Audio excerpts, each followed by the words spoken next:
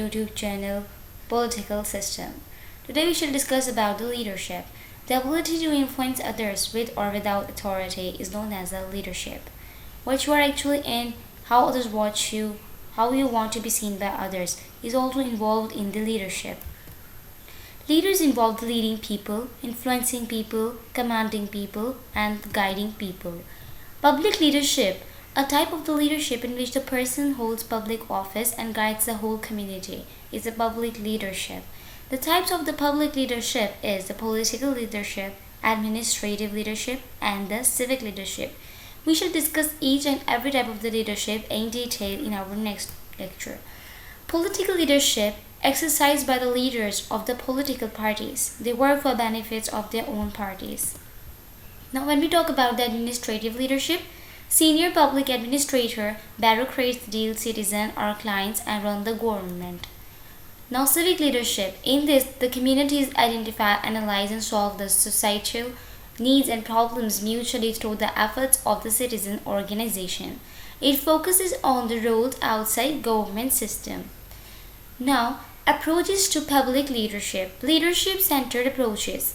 Leadership is explained by the personal characteristics and the life histories of the individual. Explanatory variables known by the Kellerman, Blondet, and Deloring. In political psychology, the behavior of the political office holders described, compared, and explained. In relation approaches are relevant to understand the key forms of civic leadership, such as the social movement leaders, provide the productive way of understanding charismatic leadership. Followers observer, wait, test, choose, and often is select leader. So leadership emerges as a symbolic, negotiated order. Now we shall discuss about the institutional approaches that relates to the field of political sciences and public administration. Provide set of the rules designated to resolve the tension between the democracy needs and the efficiency needs. The contextual approaches consider the role of the situational and temporal factors. Leadership is exercised most visibly at certain occasions. Political systems throw up such occasions in electoral cycles or the political business cycles. Halsey and Janet's unscheduled events like the disaster, etc. Performative approaches. Most leaders favor the national audience to appeal to those interested in civic identity, sovereignty, and national purposes. Leaders frame their leadership in words addressed to their followers. Leaders have many tools at their disposal, most valuable tongue. Now we shall discuss about the ethical approaches. Ethics means as an important element of mutual application devised by the political leaders. Leaders judged by the public estimate of the trustworthiness. Now we shall discuss the leadership theories. Trait theory, behavioral theory, transactional theory, transformational theory, theory X, and theory Y. Now we shall discuss the trait theory, the one best way of the leadership based on the characteristic of many leaders. Differentiate leaders from the non-leader by focusing on their personal qualities. It attempts to identify psychology, demographic, personalities, social characteristics, etc.